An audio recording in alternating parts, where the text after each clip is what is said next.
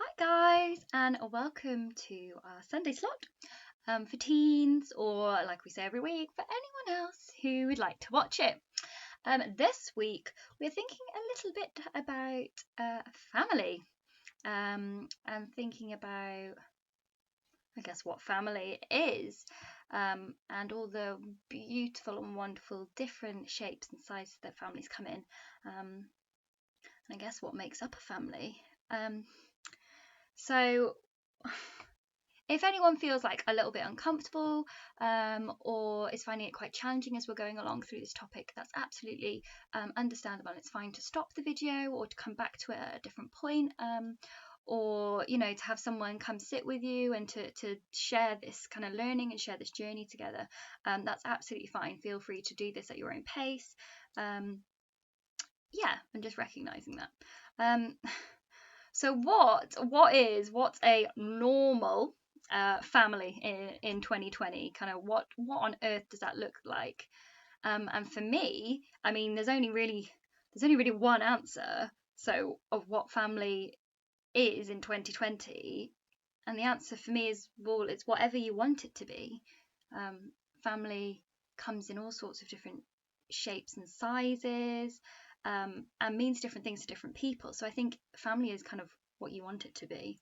And how we define family is changing, and has changed quite a bit. While we have the traditional married with children, or sometimes we call it a nuclear family, that approach is still very common. It's not the only option of how a family might be, or how a family might look. So to start us off, you might just want to take a minute, or like pause the video or discuss it with someone, to think a little about like the makeup of your family. So when I say the makeup, not like, oh, makeup, but like the makeup as in who makes up your family. Is that, like, obviously that you're part of your family, so there'll be you, parents, siblings, grandparents, uncles, aunties, like stepbrothers, guardians, like half brothers and sisters, who make up that family, whether you've got a single parent, or just think a little bit about kind of who is in your family.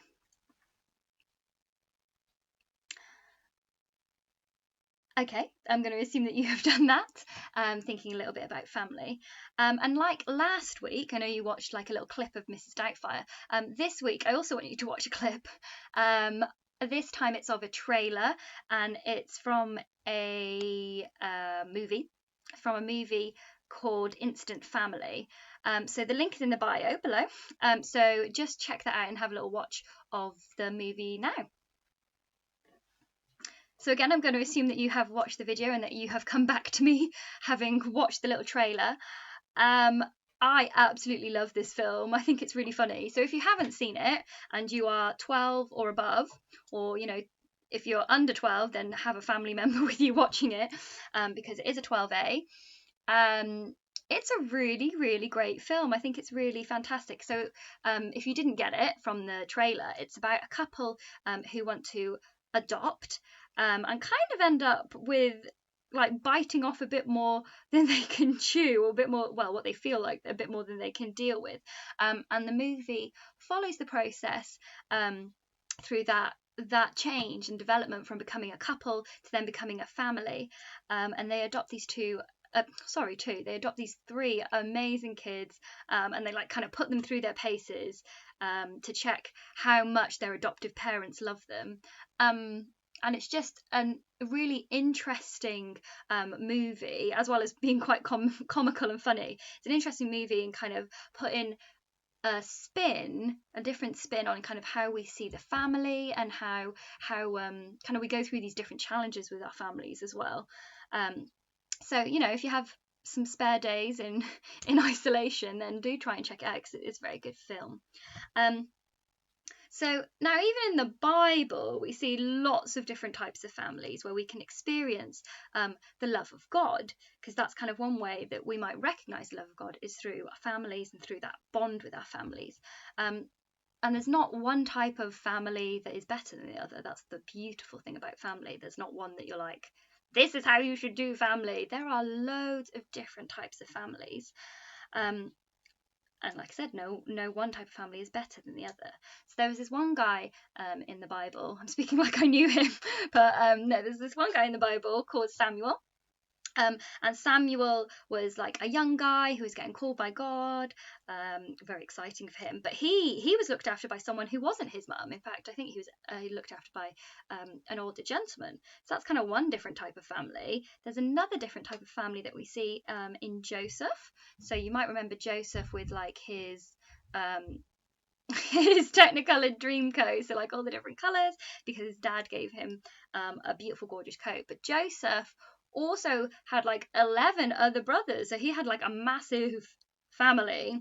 But the brothers, a lot of them had different mothers. So Jacob was the dad, so Jacob's over here, and Jacob had several partners. So the brothers of Joseph were actually half brothers, so had different mums, which might be the situation for some of us as well. So that's another type of family. The other type of family that I kind of want to talk about is about Moses. So again, you might have heard this story before about Moses. Moses is the dude with like Egypt, and there's plagues, and later on he's like, let my people go, stuff like that. Disney made a film. I don't know if it was Disney, but there's a film called The Prince of Egypt.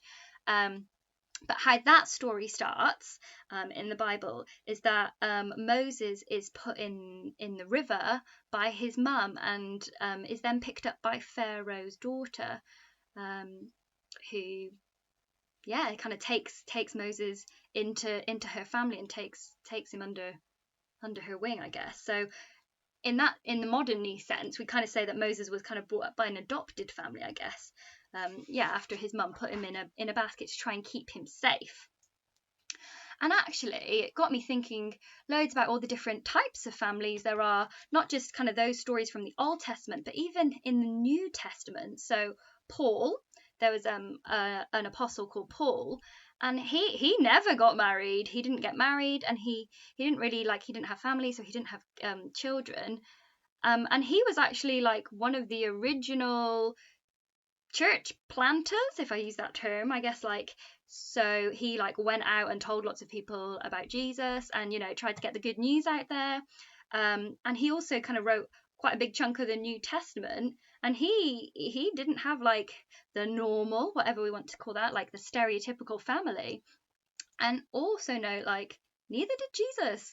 Obviously Jesus had his mom and his dad, Mary and Joseph, but Jesus didn't get married, and he obviously didn't have children that we know of. So he kind of opted out of that type of conventional family. But I guess through illustrating all this, my point is that families come in all different shapes, sizes, and there's not just one type of family. Now, do not get confused with what I'm saying, that you've got a family and it's all fine and dandy and it's wonderful. Obviously it's great to have a family, but families, just because you have a family, does not mean it is all hunky-dory. I used to fight with my brother all the time. We used to do wrestling moves on each other and all sorts, pin each other down. Siblings do awful things to each other. So don't get that misconstrued with just because you have a family, it's all great and fine and dandy. Obviously, it's lovely. But there are all sorts of dysfunctional families that maybe don't always function beautifully and healthily, kind of like Joseph, who we spoke about earlier. Joseph obviously had 11 brothers, but we know that story didn't quite end very well, because Joseph's brothers, put him down a well and sold him into slavery. So just because you have a family doesn't necessarily mean it's all fine and dandy. But no matter how dysfunctional or unconventional your family might be, it's still your family, and that can be in whatever way, shape, or size that it comes. So just want you to take a minute. Don't have to pause it, the video, I'll pause, and think about what family means to you. What does it mean to you? And there isn't a right or wrong answer, because it's your personal opinion. So what does family mean to you?